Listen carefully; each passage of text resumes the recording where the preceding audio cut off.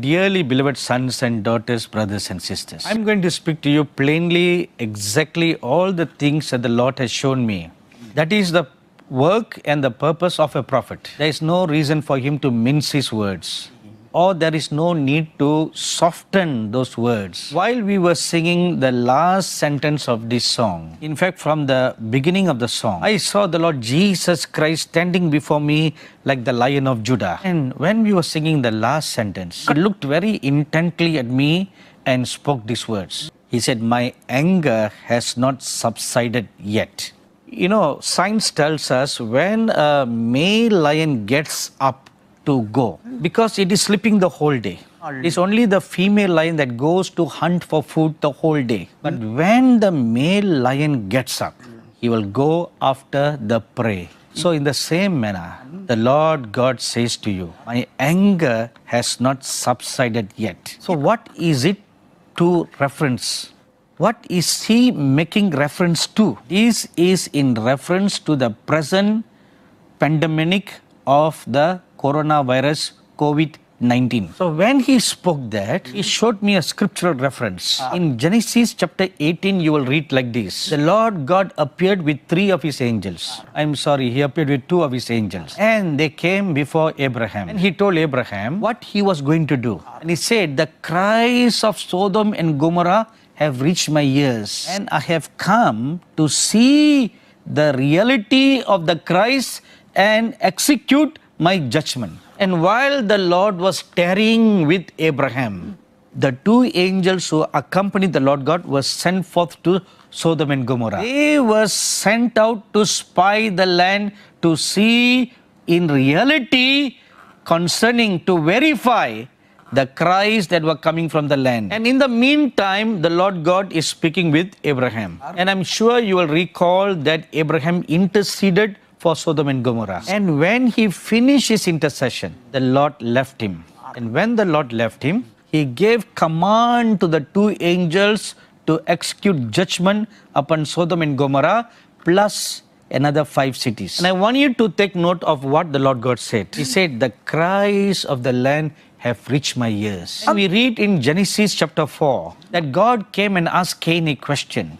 Where is your brother? So he denied knowing where he was. And the Lord told him, the blood of your brother is crying from the land. The blood of his brother was spilled on the ground. And who is Abel? An innocent man. An innocent man's blood was shed on the ground. Or when a person is killed for righteous sake, like for example, when a person kills another person, God's command says that a life for a life. And many nations today have in their chartered laws that a person who murders another person will be sent to the gallows. So when a guilty person is killed, that is not a righteous death, because he's a sinner, an unrighteous person. Recently, the Indian Supreme Court ordered 4 men who brutally raped a 23-year-old college girl to the gallows. So the Supreme Court of India wisely and correctly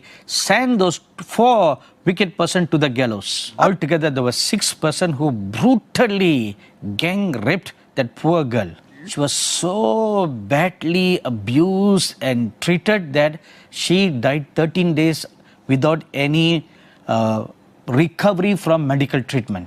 So the court found them all guilty. Among the 6, one was a juvenile person. He was sent to Juvenile Reformatory Center. And the other 5 persons were sentenced to be put to death. 1 person hanged himself in the prison cell. The other 4 were just hanged a little while ago. Now all of them were wicked sinners. So the law of the land that kills such people is not innocent blood. It's righteous killing. But when a righteous or an innocent man is killed, their blood cries out to God. This morning I saw the testimony of one girl from Tamil Nadu in India, how she had a death experience. She died for 2 hours after giving birth to her daughter. She had a C-section done, cesarean was done, and that caused complication. And she was sick with fever for several days. She was admitted at the government hospital. Not a single nurses bothered to give her any treatment to treat the fever. And eventually she developed complication and she died. When she died, her spirit was taken to heaven. Now this girl is a believer. She was water baptized, filled in the Holy Spirit. Now father is a minister of God. This girl also does some kind of ministry. So when her spirit came before heaven, so she appeared before an angel with many books before him. So this dear daughter told the angel, okay, she told her name and to ask the angel to look at the book of life for her name. The angel kept flipping all the pages but could not find her name. And this woman was shocked. So she told the angel, I have another name that was given to me when I was baptized in the water. So she told the angel that name. Even that name was not found in the book of life. Then the angel took another book called the Book of Remembrance. This is written in Malachi chapter 3. And they flipped through the pages. They found her name there. So she sighed a great relief that her name was there. But against her name were many evil records written. And among one of them was she was a murderer. So she was shocked to see that. She was brought before the Lord Jesus Christ. She couldn't see the face of the Lord Jesus because he was full of glory. You know, in Matthew chapter 5 verse 8 it is written, Blessed are the pure in heart, for they shall see God. So that is true even in heaven. If your heart is not pure, justified and sanctified, you cannot see the face of God. You can see his form. It will be like a glorious bright light, but not able to see the face. In Psalms chapter 45 it is written, He who loves pureness of heart, the king shall be his friend. When the king becomes your friend, have you seen any friend putting a mask over their face, a veil over their face, talking with one another? No, they don't do that. When two girls who are really good friends talking with each other, they don't even put on their makeup. Let me share with you one recent very comical thing that happened. On March 14, 2020, we conducted the stone laying and groundbreaking ceremony for the 4 acres of land that we had purchased for our ministry. So one of my dear son came all the way from Ghana. He's a wonderful evangelist serving God in Accra, Ghana. So one evening they came to pay me a visit before they left. And I was praying in my room at that time when they visited me. So while they were waiting for me, he was talking on FaceTime with his wife. So while he was talking, I came out of my room. So he told me, Papa, please talk to your daughter. So without warning, he passed the phone to me. And she was without her makeup. As soon as she saw me, she shouted. She dropped the phone and she ran inside. And after some time, she came back with some makeup on her face. But look at this picture. When she was talking with her husband, she need not hide herself with any makeup. But when they talk with another person, they'll put a veil. In the same manner, when the king becomes your friend, he will show his face to you. He doesn't put a veil. So now come back to the testimony of this girl.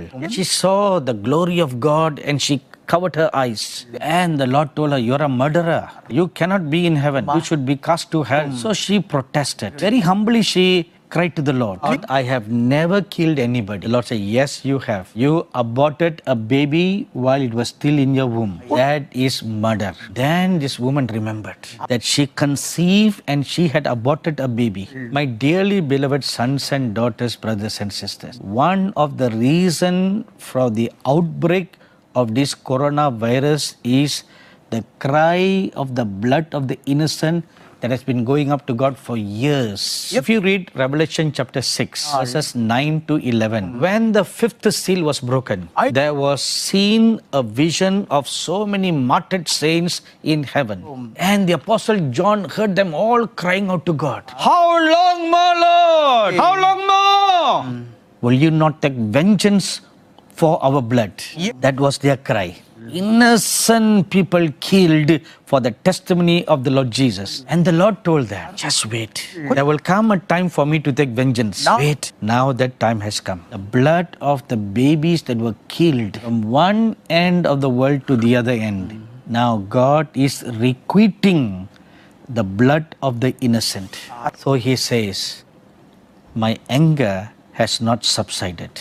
That is why we are seeing this virus that started in China now taking on a very vigorous look and facing towards Europe and the North America. A lot of abortions takes place in China.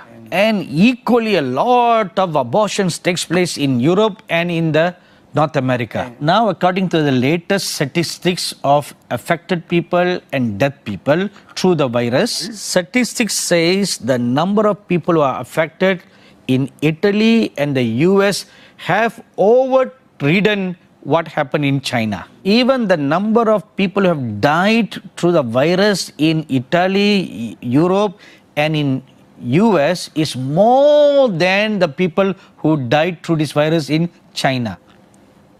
The anger of the Lord has not subsided. The whole world is somehow expecting this situation will get better by the 15th of April. Will it be accordingly like that? I like to believe it will be like that. Why do I say that? I'm sure you may have heard of this man of God in the US called Chuck Pierce. He has a good reputation to be of a seasoned and accurate prophet. Not only that, he is a godly man with a good heart. So while he was waiting on God sometime in September of last year, this was during the time of Rosh Hashanah of 2019.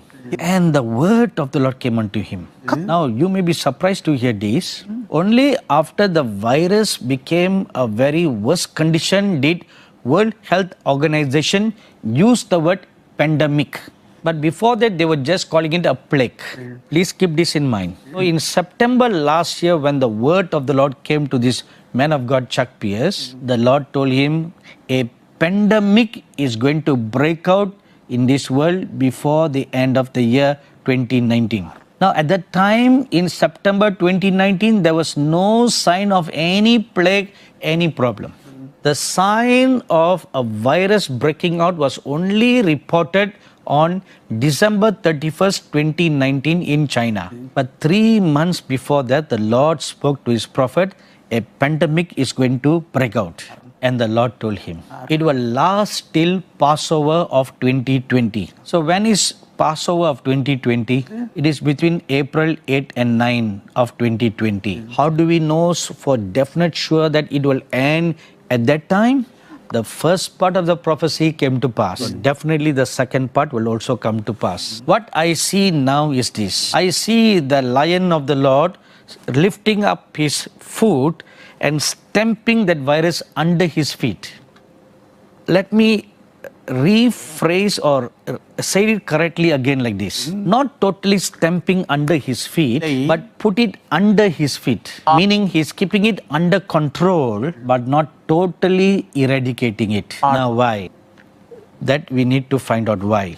Now, on the 20th of February 2020, I was called to come and wait at the presence of the Lord at 10 in the morning. And as I was waiting on the Lord, I was taken before His holy presence in the heavenly realm. Some people find such things hard to believe. And they mock and ridicule at such things. But if you read in the Holy Bible, God has different ways of how He wants to communicate with His people. For example, in Exodus chapter 19, we read that the glory of God came down to this earth on Mount Sinai to talk with these people. And when the glory of God came down on Mount Sinai, all the 3 million Hebrew people were waiting at the bottom of the mountain. And in Exodus chapter 24, we read, God told the prophet Moses, He said, you and the sons of Aaron and 70 elders of Israel come up to the mountain to meet with me. And when the 74 people came up on the mount, then God told the prophet Moses, let them worship a little far, but you come closer to me. So you see, there was a special grace given to the prophet Moses. Then in Exodus chapter 33, we read that after the tabernacle was made, whenever God wants to talk with the prophet Moses, He calls him into the tabernacle. And we read that all the people will stand up by their tents and look at Moses going into the tabernacle. Now the high priest is only allowed to go into the holy place in the tabernacle once a year. You see, the sons of Levi have different duties to do. Some of them were appointed to take down the furnitures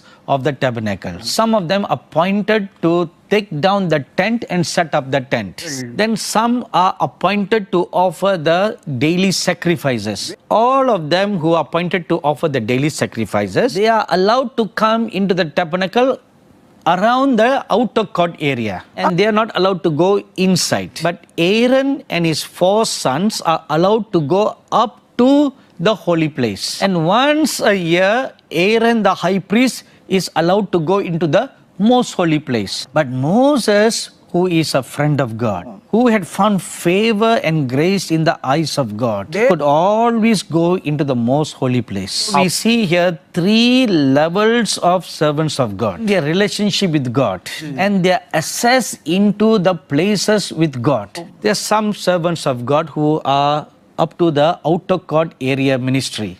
Then there are some ministers of God who are allowed up to the holy place area ministry. Then there will be a lesser company of people like the prophet Moses who are allowed to go into the most holy place. So all these 3 levels of relationship and experience with God, standing before God, are there. So what is the difference? It's just a calling.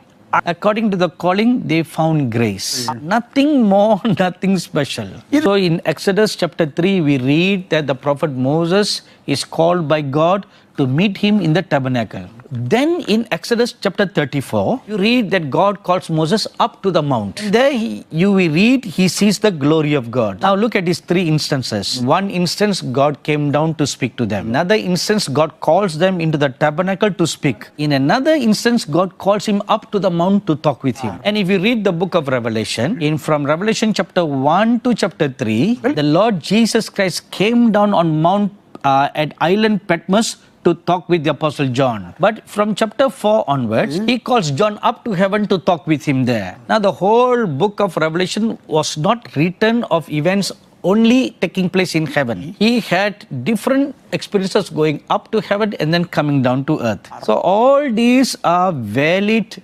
spiritual experiences. So we cannot ask question why it is like that. It is God, the Master.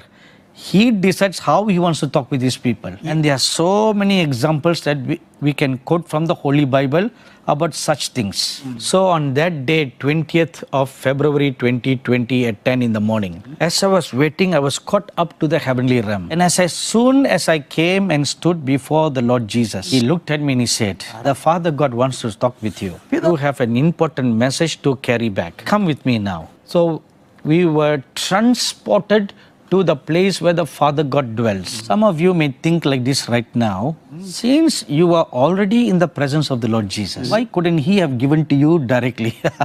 Very good question. Like I told you earlier, God Almighty decides how he wants to talk to his people. You know, the Holy Bible tells us God, Jehovah, is the healer. And in the New Testament we read, the Lord Jesus came and went about doing good, healing the people. In John chapter 5 we read, he sent an angel to disperse the healing gift. And then in Psalms chapter 107 verse 20 we read, he sent forth his word to heal the people. And then in 1 Peter chapter 2 verse 24 we read, by his stripes, by his blood he heals. It is the same God, but different kinds of operations. How can we say, Lord, no, you should only work like this? Only those who are unskilled in knowing the deep things of the word talks foolishly like that. Those who are ignorant of the ways of God, in their ignorance and arrogantly and self-righteously, they talk against all these things. But the Lord Jesus Christ said, those who humble themselves like little children, to such is the kingdom of God.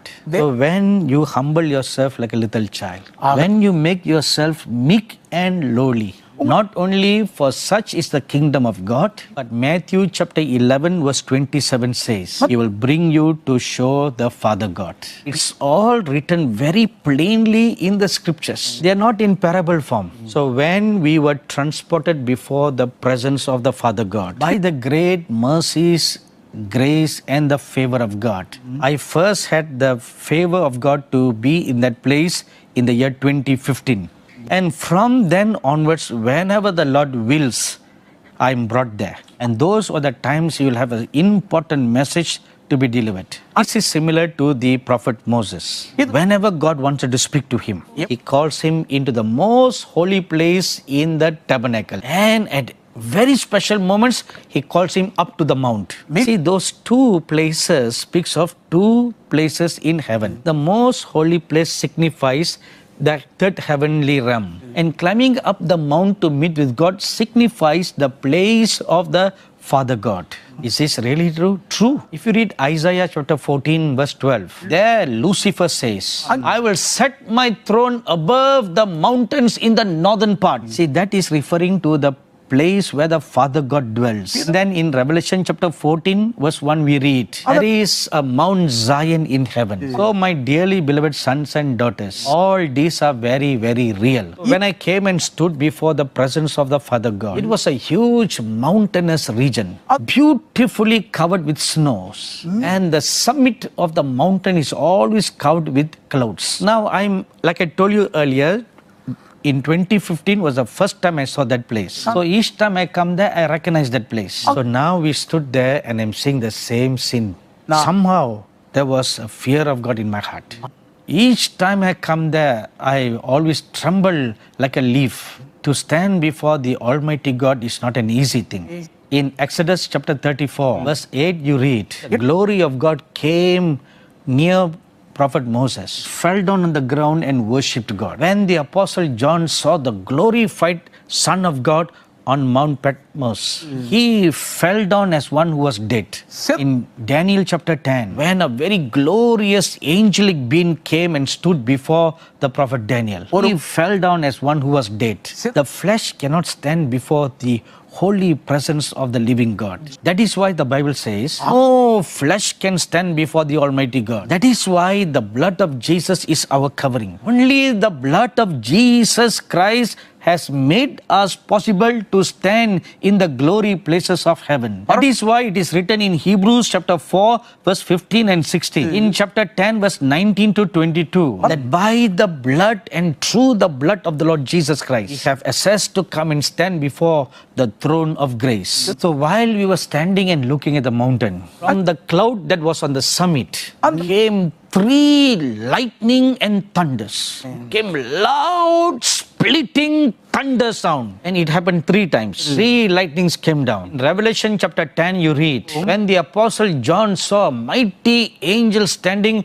between heaven and earth, he then heard 7 thunders. Thunders always come after lightning. So there were 7 strikes of lightning accompanied by thunderclaps. In John chapter 12 verses 28 we read, when the Father God spoke with the Lord Jesus, it sounded like thunder to the rest of the people. And in Psalms chapter 29 it is written, the voice of God is like thunder. So it is a real thing. When 3 times lightnings and thunders came, and from the summit of the mountain, the form of the Father God came and stood before me. I didn't see the face. The cloud, it was a form of a cloud. That's exactly how the children of Israel saw in the Old Testament. In Exodus chapter 33 we read, when the prophet Moses goes into the tabernacle to talk with God, a pillar of cloud comes and stands at the entrance to the tabernacle. When the form of the Father God came and stood before me, and these are the things that he spoke.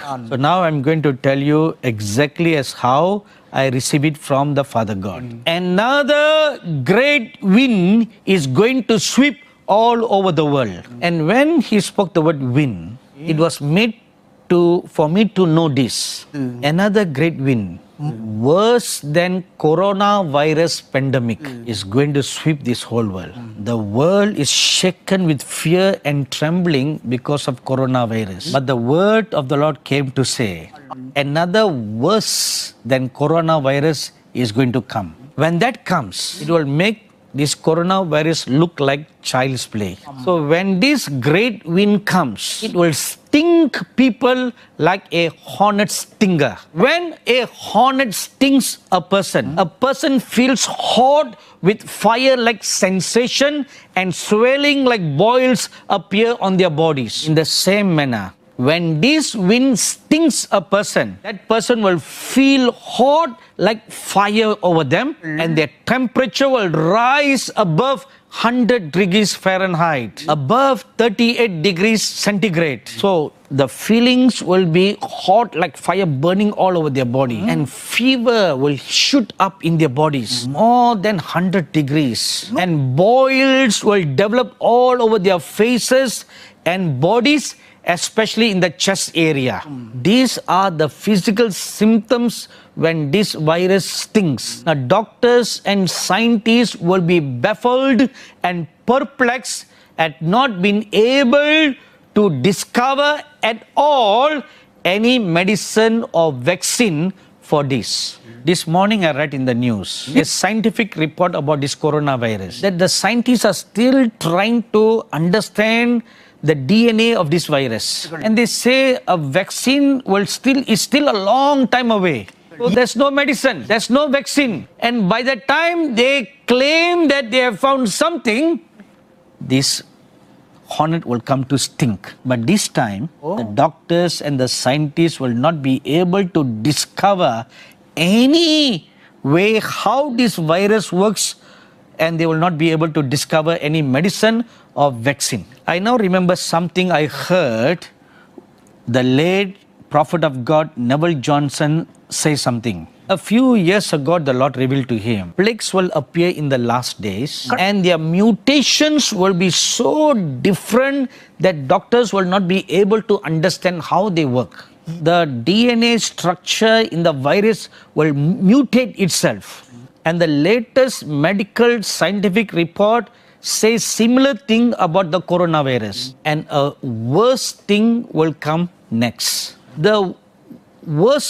The plague that is going to come, the strain will be similar to the present COVID-19 coronavirus. Perhaps you may have seen pictures of how the virus looks like. The virus that's going to come, its strain will look a little similar to that, but there will be something different. There will be a lot of stinges all around that virus strain.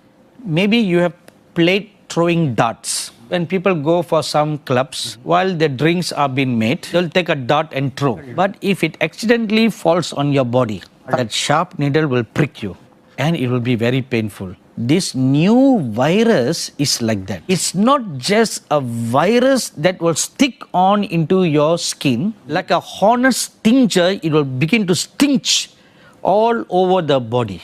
I will now describe to you what the Holy Spirit is showing me in a vision now. You know, when a hornet stings you, its stinger is plugged into or stick into the skin. That releases the poison. In the same manner, when this virus enters into a person's body, especially flowing in their bloodstream, the stingers that are all over the virus strain will begin to stink on the blood vessels, and the poison is released into the bloodstream. That will cause great amount of fatalities. My dearly beloved sons and daughters, I hope this is not too much of a scare to you, or perhaps you may be shaken.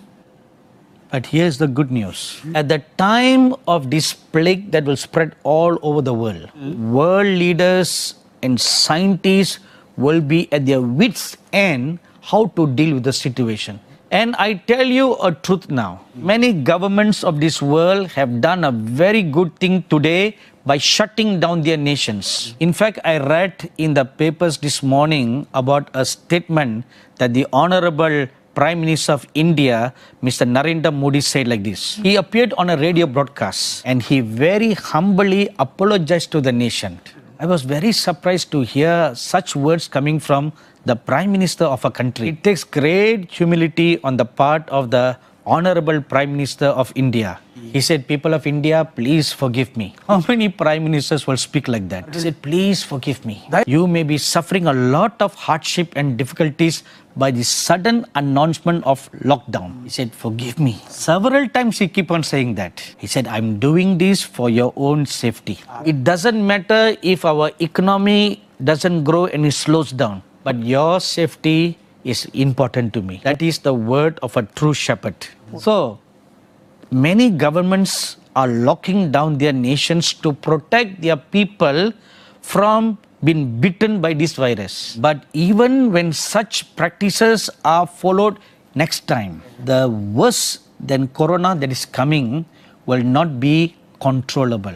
like a lion that goes out to seek its prey. It will go out to seek its prey. You know, the Bible tells us when the enemies of Israel came against the children of Israel, especially once King Sennacherib of Assyria planned to attack Israel. And King Hezekiah went and cried to God because Sennacherib made fun and mocked at the living God. He said, I have attacked so many nations. All their gods did not save them. Who is your God? How can your God save you from my hands? So King Hezekiah was shaken by those words. Like today, even in those previous times, Israel was a small nation. So he cried out to God, Lord, we have no defense. You are only protector. Please protect us, Lord. He cried and prayed unto God for his nation. And God sent his prophet Isaiah to see him. And the prophet brought a word from the Lord. King Sennacherib and his army will not step foot in this nation.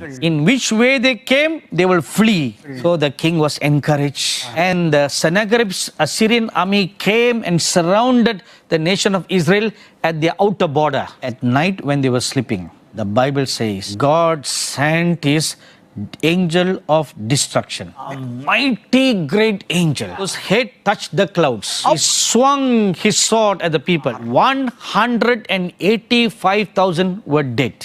In the morning when the king got up, he found 185,000 of his soldiers miraculously, mysteriously dead. How did they die? A plague came in the night and they all died. Now, how did this happen?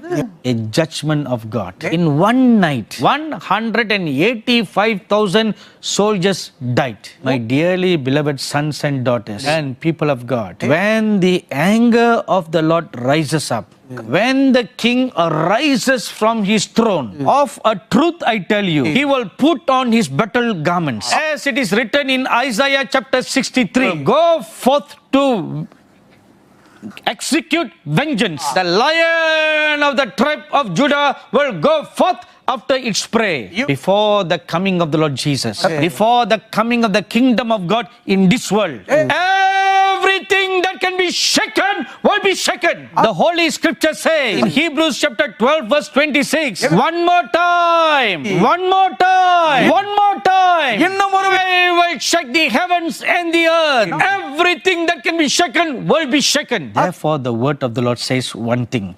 strengthen the things that remain. Strengthen the things that remain. The prophetic message that the Lord gave for this year is prepare. A year is appointed for you to prepare. Now, if you look around, the government themselves are giving you paid leave. Everybody is locked down, staying at home. In India, it is locked down for 21 days. And in many other nations, it's about 14 to 21 days. And it may last longer. All flights have been cancelled and many schools have been closed. Many governments have issued orders that even places of religious gatherings should be avoided or closed. And up to June, July, they are suggesting not to have large gatherings. I tell you a truth, such measures will last till about September. This was shown to me in a heavenly vision. So it will last for about 6 months. Everything, it will last.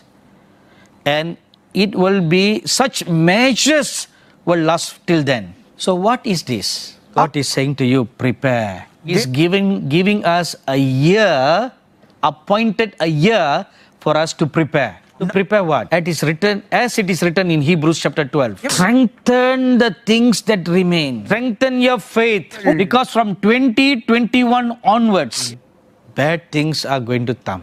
To be very accurate, to say to you, I received this word on December 19th, 2019. While I was waiting to preach at our monthly fasting prayer meeting. Because while the worship was going on, the word of the Lord came unto me. Prepare. Prepare. Prepare. 2020 is the year of preparation. Now, this was way before there was any sign of this coronavirus. Because the world only heard of this virus on 31st December. But the word of the Lord came on 19th December 2019. A year has been appointed for you to prepare for what is going to come from 2021 onwards.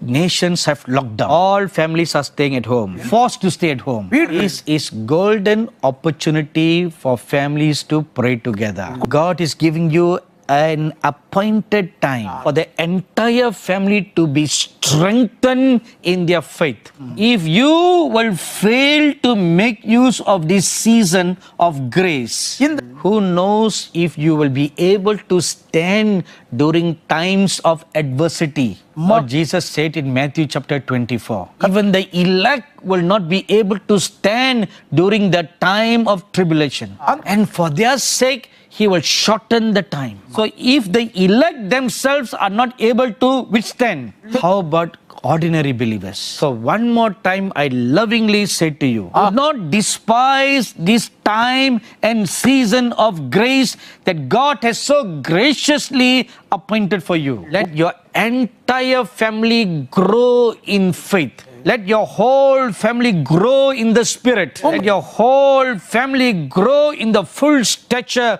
of the Lord Jesus Christ. My dearly beloved sons and daughters, let this be your goal for 2020. Grow to the full stature of the Lord Jesus Christ. Let's come back to the plague. At the time when the worst than coronavirus plague sweeps the world, the Lord God said, my angels will be flying over the 5 continents, and they will bear in their hands poison eliminating balm. These are very special angels who are appointed to bring the healing balm of God. And you read about them in John chapter 5, verses 2 to 4. A lot of sick and impotent people are by around the pool of Bethesda. And at a given time, an angel comes down from heaven and he will stir the waters. And the first person to jump into the water at that time of stirring is healed. And such angels of healing are called Raphael. We have heard about Gabriel. We have heard about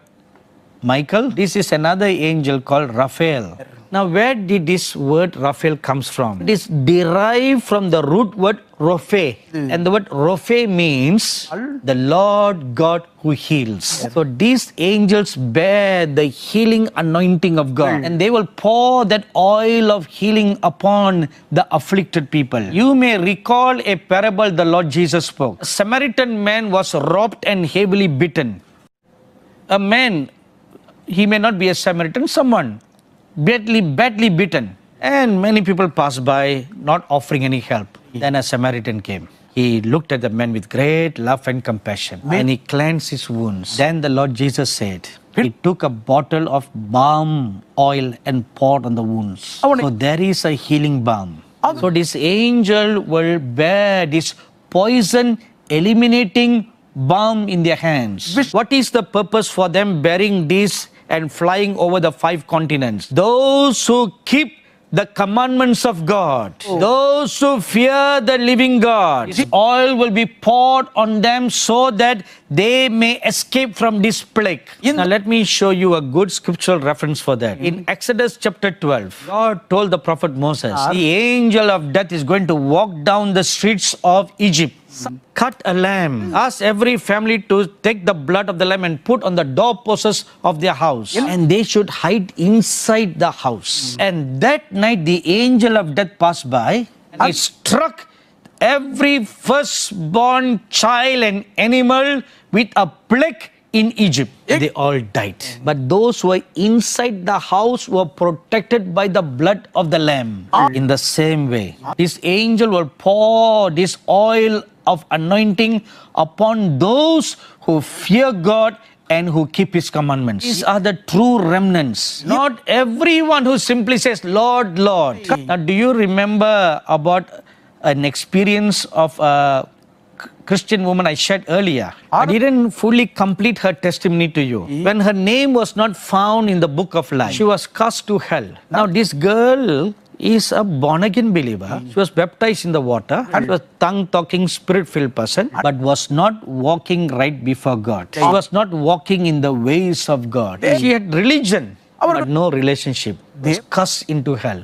She was dead for 2 hours, and she was in that hellish experience for 2 earth hours. She cried and cried and cried with all the pain, with the snakes and the scorpions that were and the worms that were eating and biting her. Finally, the mercy of God pardoned her and gave her another chance to amend her life. And the Lord told her, go back to the earth and warn everybody that hell is real. While I was hearing her testimony, I was shocked to hear a statement she made. When she was growing up, the church where she attended, the pastor kept on saying, there is no hell.